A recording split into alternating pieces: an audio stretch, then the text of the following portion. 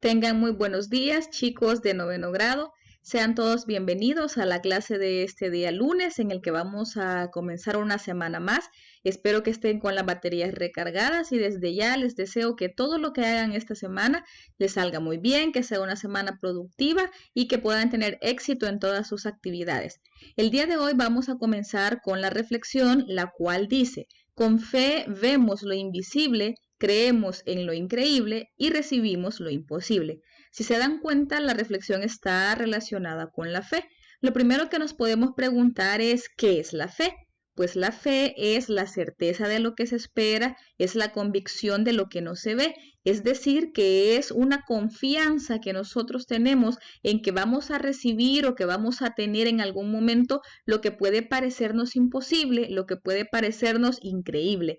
La fe se relaciona mucho con Dios. En este caso, la oración está bastante relacionada con esto, porque cuando nosotros oramos, le tenemos que pedir a Dios con fe de que en algún momento vamos a recibir lo que estamos pidiendo de todo corazón. Ahora bien, si ustedes, por ejemplo, están pasando por una situación personal o familiar que consideren difícil, que usted vea o siente imposible de solucionar, no tire la toalla, no se desanime, ¿sí? No se venga abajo y diga, ya no hay salida, ya no hay escapatoria, sino que es momento de hacer uso de la fe y pedir con mayor voluntad, pedir con mayor tesón a Dios, que Él nos va a ayudar a salir adelante de los problemas. Ahora bien, la fe necesita ser acompañada con acciones. ¿Qué quiere decir esto? Por ejemplo, si yo digo: me voy a sacar 10 en este examen, tengo fe que voy a salir bien y que me voy a sacar 10 sin ninguna duda. Pero si usted no estudia, si usted no entra a ver sus clases, si usted no pone atención, si usted no hace los ejercicios, entonces va a ser muy difícil, porque lo que estamos pidiendo es un milagro, que también se pueden desarrollar, claro, pero lo importante aquí es que yo tenga fe, que yo pida a Dios, pero que también actúe, que yo estudie, que yo ponga de mi parte, y de esa manera, con fe y con mi acción, voy a poder obtener buenos resultados. Entonces, la fe está relacionada con esto. A nivel de país, a nivel mundial, ustedes saben que estamos pasando por una crisis, por un problema de salud muy complicado a nivel general. Entonces, ¿qué tenemos que hacer? Pidámosle a Dios con fe que nos guarde, que nos proteja, que nos libre a nosotros y a nuestras familias y amigos. Y si en algún momento estamos pasando por situaciones complicadas, ¿qué tenemos que hacer? Pidámosle a Dios con fe y Él nos va a ayudar a salir adelante a pesar de los problemas y a pesar de las circunstancias que puedan ser adversas. El día de hoy vamos a comenzar entonces, o vamos a desarrollar un contenido que está relacionado con figuras literarias. Vamos a ver las figuras literarias de la unidad número 5.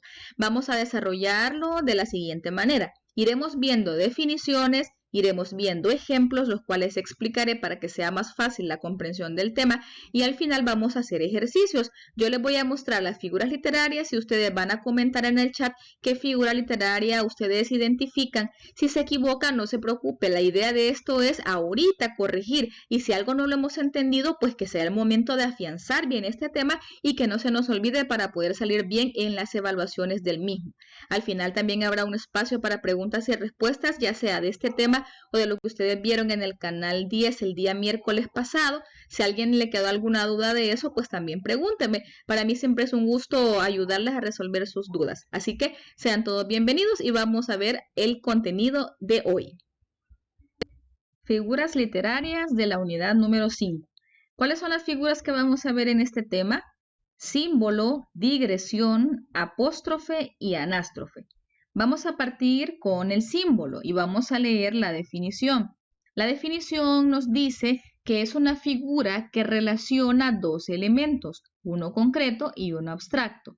Mantiene presente el plano concreto, haciendo que éste sugiera otro significado con un valor objetivo y permanente, incorporando en su propio significado la idea que sugiere. ¿Qué quiere decir esto? Que para poder tener un símbolo debemos relacionar dos planos o dos elementos, uno concreto y uno abstracto.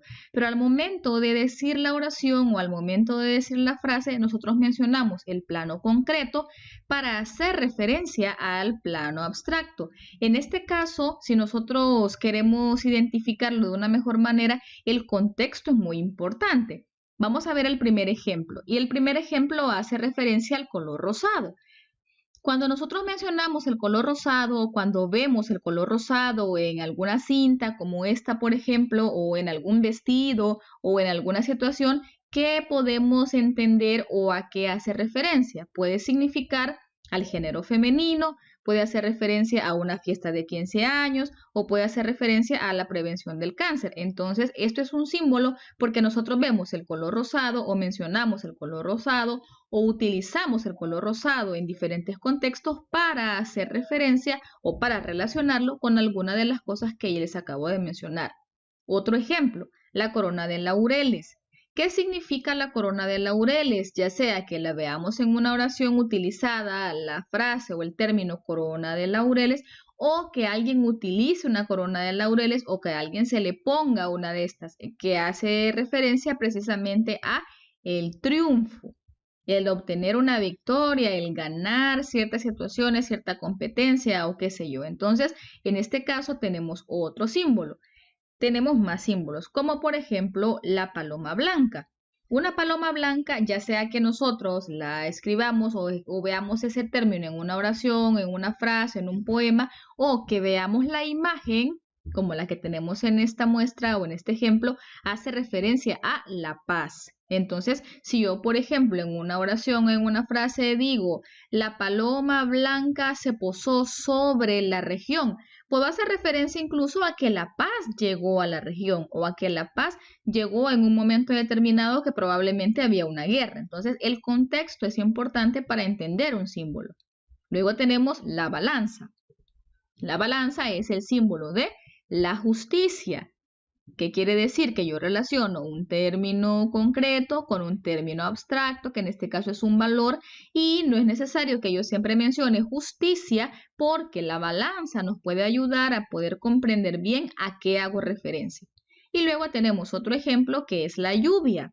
La lluvia o las nubes grises hace referencia a tristeza o a soledad. Entonces, si usted en un poema observa o leemos que hace referencia a lluvia o a oscuridad en cuanto a nubes grises, en el paisaje, por ejemplo, hace referencia a tristeza, a soledad, a desánimo. Entonces, el símbolo normalmente lo relacionamos con imágenes, pero también debemos conocer que es un término concreto que hace referencia a algo abstracto y que el contexto es importante para poderlo comprender. Luego vamos a la segunda figura que nos corresponde a este día y esta figura se llama digresión. La digresión es una figura que consiste en la ruptura de la coherencia de un texto. Ruptura de la coherencia de un texto, eso es lo más importante. El autor se sale del tema que estaba tratando para poner un ejemplo o una reflexión de los hechos. ¿Qué quiere decir esto? Ya en términos más fáciles de entender. Cuando nosotros estamos conversando sobre un tema, por ejemplo, puede ser en la familia, puede ser con amigos, puede ser con nuestros profesores.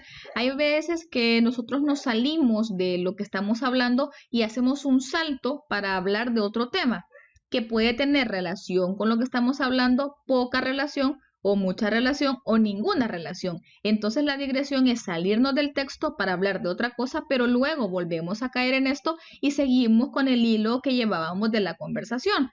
Si vemos el ejemplo, dice, las mariposas monarcas son hermosas como tu princesita y cada año vuelan muchos kilómetros de un destino a otro. Si observan, está subrayada la digresión, que en este caso es como tu princesita, que estoy haciendo un símil. Si yo no tuviera la digresión, yo diría, las mariposas monarcas son hermosas y cada año vuelan muchos kilómetros de un destino a otro. Pero ¿qué pasó en este ejemplo? Que yo aproveché o que el autor aprovechó lo que estaba diciendo para lanzar un piropo a la señorita a la que le estaba diciendo, ¿sí? Para hacerla sentir o para decirle que para él es hermosa como una mariposa. Observamos la relación ahí. Digo, las mariposas monarcas son hermosas como tu princesita. Esta parte o esta oración o este símil que está relacionando acá a la chica o a la persona con la que se está hablando con una mariposa es lo que constituye la digresión. ¿Por qué? Porque me salí del hilo que llevaba Y no dije primero que vuelan muchos kilómetros, sino que primero dije como tu princesita. O sea que se hizo la digresión porque me salió un poco de lo que estaba diciendo, pero luego volví a regresar. En este caso volvió a regresar con la información de que ellas vuelan muchos kilómetros de un destino a otro. Tenemos más ejemplos. Veamos este. Juego al fútbol con mis amigos los domingos. Dicho sea de paso, bastante mal. ¿Qué es lo más importante aquí? Yo estoy dando a entender o estoy dando a conocer que juego al fútbol con mis amigos los domingos, pero hice una digresión para decir que juego mal, que no soy muy experto en el fútbol y que a veces hago algunas jugadas que no son muy buenas o que no me agradece mi equipo que haga. Entonces hay una digresión porque me salí del tema o me salí de la explicación para agregar otra que tiene relación con el tema en este caso, sí, pero al final constituye una digresión. Veamos la otra. En efecto, compañeros, en esta colonia hay mucha delincuencia. Por cierto, no se les olvide votar por mí. Y como les iba diciendo, deberíamos exigir a las autoridades que pongan más vigilancia. Aquí la digresión está súper clara. ¿Qué está pasando o qué es lo que sucede en este ejemplo? Que se está hablando que en una colonia hay mucha delincuencia y que lo que queremos es que las autoridades pongan vigilancia. Pero si se fijan en este caso, la persona que lo dijo aprovechó para hacer su propaganda. Aprovechó para decir, por cierto, no se les olvide votar por mí, porque ¿qué tiene que ver esto con la delincuencia? Probablemente él esté proponiendo que si votamos por él y él gana, ¿qué va a suceder? Él va a ayudar a erradicar la delincuencia, él va a ayudar a que la delincuencia disminuya. Entonces la digresión se da cuando en un texto que puede ser grande o puede ser pequeño, puede ser extenso, puede ser corto, nos salimos un momento del hilo argumental o del hilo que llevamos para meter un ejemplo, para meter una exhortación, para meter una explicación o simple y sencillamente nos salimos del tema para hablar de otra cosa que se nos vino a la mente, pero luego regresamos al mismo. La figura literaria que se llama digresión, o sea, la que estamos viendo ahorita, se utiliza para distraer o interrumpir un diálogo o una discusión con el objetivo de desviar el curso o la temática actual. A veces esto se puede desarrollar de manera intencional. Si yo estoy sintiendo que se puso incómoda la conversación o que lo que yo estoy diciendo o lo que la otra persona está diciendo ya no me está gustando, pues entonces la digresión me ayuda para distraer lo que estamos hablando, para alejarnos o interrumpir el hilo de lo que estamos diciendo y de esa manera yo desvío el curso y me paso a otro tema, me paso a otra circunstancia, aunque después probablemente nos tengamos que regresar a lo que estábamos diciendo. Es utilizada constantemente en las narraciones y libros para prolongar más el relato y profundizar en el mismo. O sea que la digresión, y esto es clarísimo, definitivamente nos extiende lo que estamos diciendo. Porque si yo meto un ejemplo, meto una aclaración, meto una exhortación en pleno texto, en plena narración, como lo estamos leyendo aquí, entonces el texto se va a hacer más grande, se va a prolongar. Y además la digresión se introduce por medio de conectores. Los conectores son palabras de enlace, ¿sí? Y estas palabras de enlace que nos pueden ayudar o que pueden ser claves para relacionarla con la digresión son también, por cierto, a todo esto, a propósito, además de esto, entre paréntesis, dicho sea de paso, después de todo esto. ¿De qué va a depender cuál de estos vamos a usar? Va a depender de lo que el autor quiera decir, va a depender de la situación comunicativa en la que nos encontremos y obviamente va a depender de la oración que yo quiero introducir. Si yo quiero agregar, si yo quiero explicar, si yo quiero hacer alguna especificación sobre algo que yo dije previamente. Entonces, la digresión utiliza conectores, que son los que están acá y que sería bueno que ustedes no se los memoricen, pero que sí relacionen y que la lógica nos ayude a llevar la secuencia o saber que una digresión normalmente se introduce por estas palabritas o por estas frases. Luego nos pasamos a la otra figura, la tercera del día de hoy, y esa se llama apóstrofe o invocación. La podemos encontrar con cualquiera de los dos nombres y el mismo nombre de invocación nos puede servir de parámetro o nos puede ayudar a entenderlo mejor. Consiste en invocar o preguntar con vehemencia a un ser presente o ausente, real o imaginario. invocar, preguntar, dirigirnos a alguien. Este alguien puede estar vivo, puede estar muerto, puede ser concreto, puede ser abstracto, ¿sí? Acá es cuando nosotros nos dirigimos, invocamos, preguntamos o nos dirigimos a alguien con mucho respeto, con mucha dedicación para pedirle algo o simple y sencillamente para contarle algo a ese alguien que puede que esté frente a nosotros o que exista, o puede también que no esté frente a nosotros, que no exista o que incluso nunca lo hayamos visto. Veamos el ejemplo. Ven, noche gentil, noche tierna y sombría, dame a mi Romeo, y cuando yo muera, córtalo en 1000 estrellas menudas. Lucirá tan hermoso el firmamento que el mundo, enamorado de la noche, dejará de adorar al sol hiriente. Este es un ejemplo de William Shakespeare. ¿Qué observamos o dónde está la invocación aquí? Ven, noche gentil, noche tierna y sombría, dame a mi Romeo, y luego sigue lo demás. ¿Por qué es una invocación? ¿A quién está invocando en este caso Julieta? Está invocando a la noche. Entonces aquí es donde nos surge de nuevo la explicación de que puede ser algo concreto, abstracto, puede ser presente o ausente. Si yo le digo en este caso, ven, noche gentil, noche tierna, estoy hablando a la noche. Julieta se está dirigiendo a la noche. Entonces, en este caso es importante que ustedes vean que no siempre va a ser una persona, que no siempre va a ser alguien que ha fallecido o no siempre va a ser un ser supremo. Puede que lo sea, la respuesta es sí, pero también puede ser la noche, puede ser el día, puede ser el sol, pueden ser las nubes, dependiendo del contexto de la frase. En este caso, ella está en un tono bastante triste, un tono bastante melancólico y por eso hace referencia o invoca, en este caso, a la noche. Y luego vamos con la última figura del día de hoy, que es la anástrofe. La anástrofe es una figura de oposición que consiste en la inversión del orden sintáctico habitual de dos o más elementos de la oración para conseguir un efecto en la expresión. ¿Qué quiere decir esto? Que es cuando nosotros alteramos el orden sintáctico o el orden gramatical correcto en una oración de dos o más elementos. Acá nos puede surgir una duda y sería lo normal.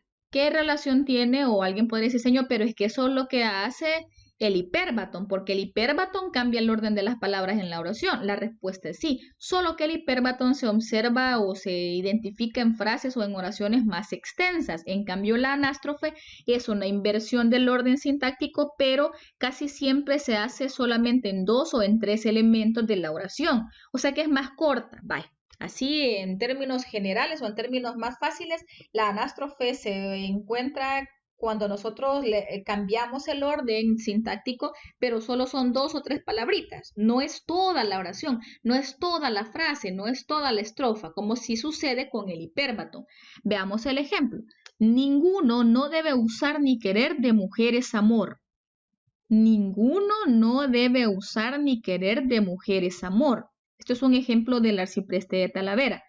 Híjole, ¿aquí dónde está la anástrofe? Lo correcto, sintácticamente hablando, o lo ordenado, sintácticamente hablando, sería: ninguno no debe usar ni querer amor de mujeres. Pero aquí dice de mujeres amor. Entonces ahí está la anástrofe. Ninguno no debe usar ni querer de mujeres amor. Cuando lo que debería decirse de manera un tanto más ordenada es: ninguno debe usar ni querer amor de mujeres. ¿Qué pasa entonces? La anástrofe cambia el orden, invierte el orden sintáctico habitual o normal de las palabras, pero estas palabras solo son dos o tres. No es toda la oración, no es toda la frase, porque si ya fuese ese el caso, entonces estaríamos ante un ejemplo de hiperbatón. ¿Que tienen relación? Definitivamente sí la tienen. Prácticamente hacen lo mismo, alteran el orden de las palabras, juegan con el orden de las palabras, pero una es más corta, que es la anástrofe, y la otra es más extensa, o sea, el hiperbatón. Ahora vamos a pasar a los ejercicios, que esto también me interesa mucho. Lo que vamos a hacer en este caso es, bueno, recapitulemos, ¿verdad? Las figuras. Tenemos la primera que es el símbolo relaciona elemento concreto con elemento abstracto. Yo menciono el concreto, pero hago alusión a lo abstracto. Se puede encontrar con imágenes, con figuritas, pero también se puede mencionar en una oración, en una frase, para hacer referencia al significado. Luego tenemos la digresión. La digresión, que es la segunda que vimos, es cuando nosotros rompemos con el texto, con la coherencia que llevábamos del texto para hablar de otra cosilla por ahí que puede ser un ejemplo, una aclaración, una exhortación y luego vuelvo a regresar o vuelvo a aterrizar en lo que estaba mencionando. La tercera es la invocación o la apóstrofe, que es cuando nosotros invocamos o nos dirigimos hacia alguien con vehemencia, con dedicación, casi puede ser con un tono suplicante y esto puede ser concreto, puede ser abstracto, puede ser alguien vivo, puede ser alguien que ya no esté vivo, puede ser algo que jamás hemos visto pero que por fe creemos, puede ser un ser supremo. Y la última, que era la anástrofe, es cuando cambiamos el orden de dos elementos o tres elementos en una oración y obviamente esto no hace que pierda el sentido, ¿verdad?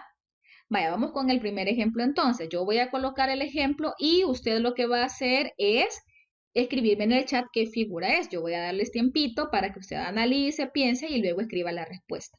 Veamos el ejemplo 1. Dice, vida, ¿qué puedo yo darle a mi Dios que vive en mí si no es perderte a ti para mejor a Él gozarle?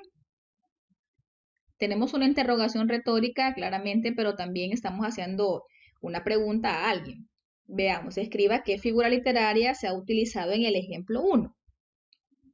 Vida, ¿qué puedo yo darle a mi Dios que vive en mí si no es perderte a ti para mejor a Él gozarle? Escriba, veamos las respuestas. ¿Qué figura literaria es la 1?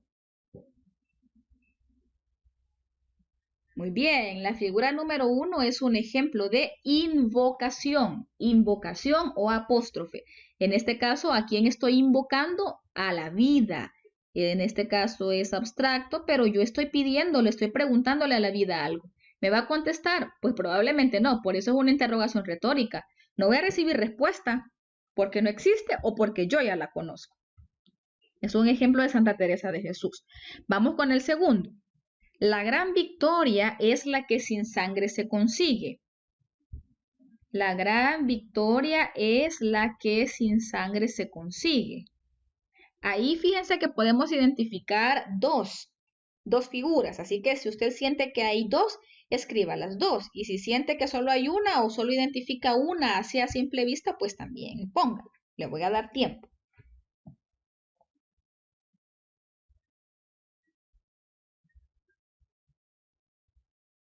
En el caso del segundo ejemplo, tenemos una anástrofe y también tenemos un símbolo.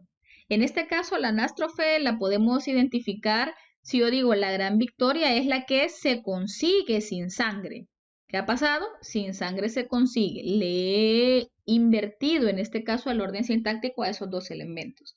Y también puede ser o puedo tener un símbolo. En este caso, cuando yo digo sangre, la gran victoria es la que sin sangre se consigue. Esta palabra puede hacer referencia a la muerte. Entonces, ¿qué pasa? Que también puedo encontrar o puedo identificar aquí un símbolo. Entonces, en la segunda puedo tener un símbolo y una anástrofe.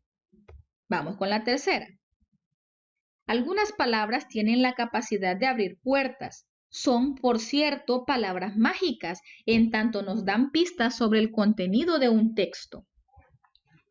Algunas palabras tienen la capacidad de abrir puertas. Son, por cierto, palabras mágicas, en tanto nos dan pistas sobre el contenido de un texto. ¿Qué figura identificamos ahí?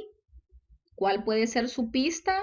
¿Será que hay algún conector que nos ayude ahí para poder establecer un poco más rápido o identificar un poco más rápido qué figura es? Escriban las respuestas en el chat. La idea es ahorita practicar, ¿verdad?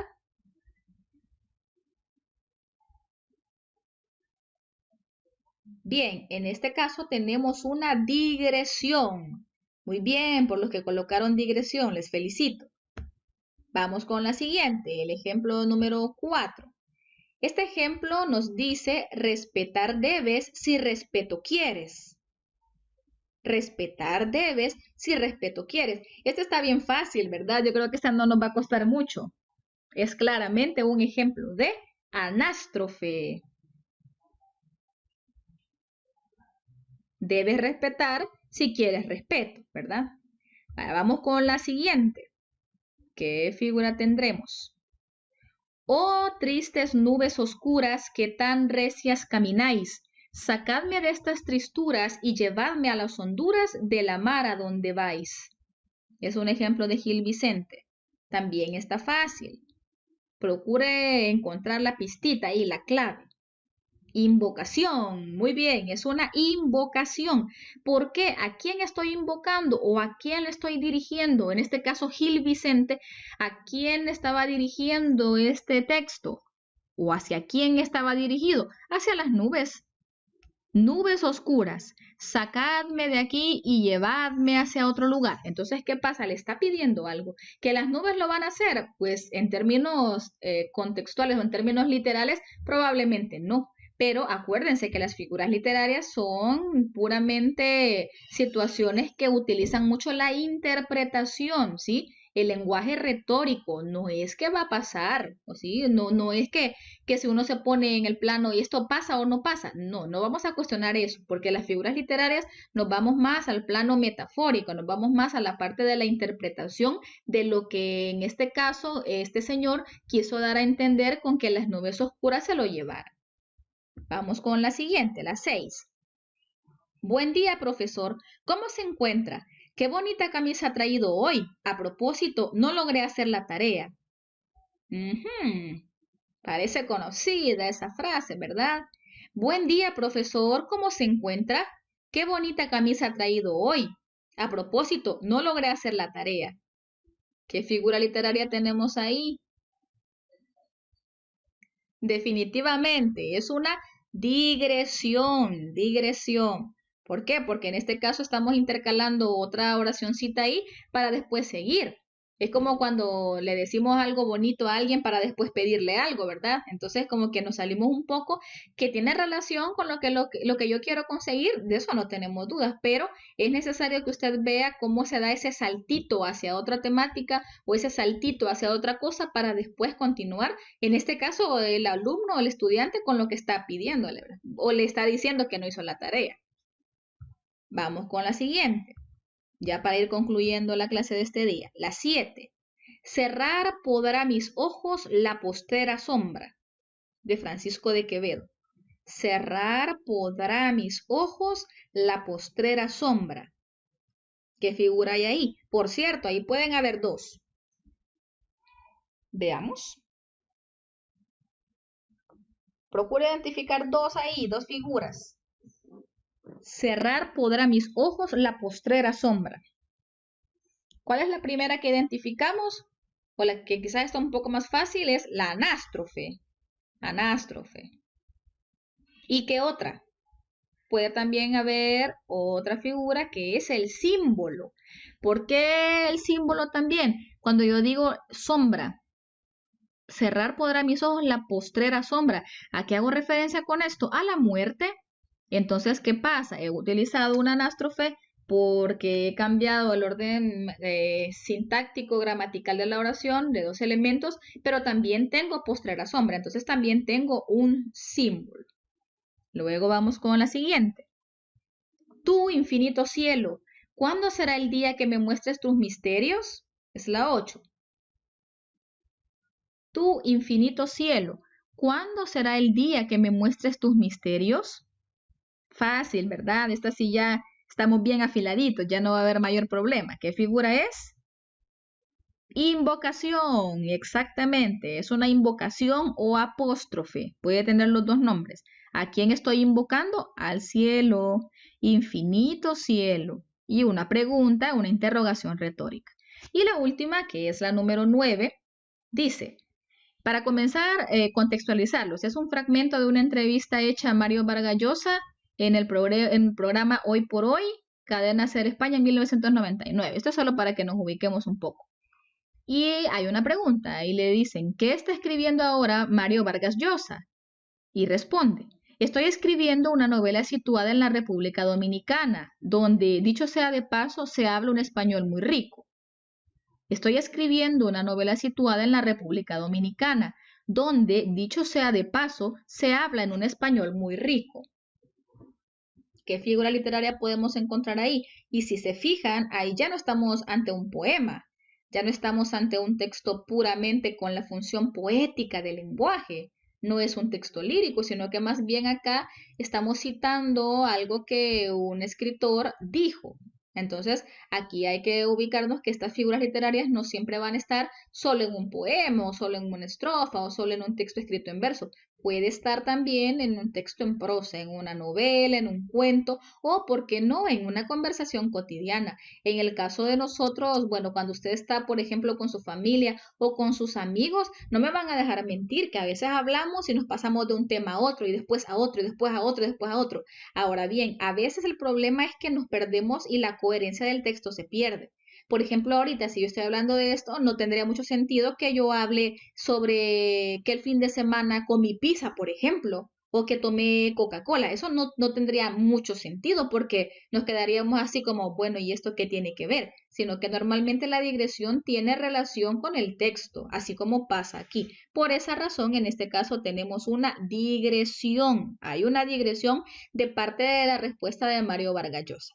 Entonces, que me alegro, hijos, que la mayoría haya acertado en cuanto a las respuestas. No olviden que siempre es necesario trascender en el tema de figuras literarias a la parte práctica, ¿sí? No nos vamos a quedar siempre solo con la teoría, definición, definición. No, a mí más que se aprendan la definición, me interesa que sepamos identificarlas, porque ese es nuestro objetivo principal. Así que vamos a pasar a la parte de preguntas y respuestas. Si alguien tiene alguna pregunta sobre este tema, como les decía al inicio, o sobre lo que sintonizaron el día miércoles en la franja educativa del canal 10, pues pregúntenme, este es el momento, yo con gusto les voy a responder. Y si no hay preguntas por el momento, pues usted me escribe, señor, todo está claro, entendí muy bien, me gustó esta figura, o ya conocía un poco sobre esta, o no me gustó esta, o siento que es muy rara. Cualquier opinión siempre es buena, cualquier situación o comentario que ustedes me pongan en el chat en este momento de preguntas y respuestas, para mí siempre es positivo leerles, ¿verdad? Acuérdense que estamos así trabajando a la distancia, pero siempre es bueno que nuestra comunicación siempre siga dándose de manera correcta, así como hasta hoy lo hemos hecho. Así que no olviden suscribirse al canal si no lo han hecho, para que sea más fácil el hecho de que ustedes se puedan meter rápido a mi clase, que puedan entrar a sintonizar mi clase. Y si creen que se les olvida, pues pónganle la campanita ahí para que les avise. Clase de lengua, sobre todo porque nos tenemos que ver los lunes a las 7. Sé que es difícil, pero les agradezco por su disposición, por estar conectados, por su disciplina, y sin duda esto nos va a llevar a resultados positivos. Así que tengan un muy bonito día, que Dios les bendiga, y pasamos a la parte de preguntas y respuestas.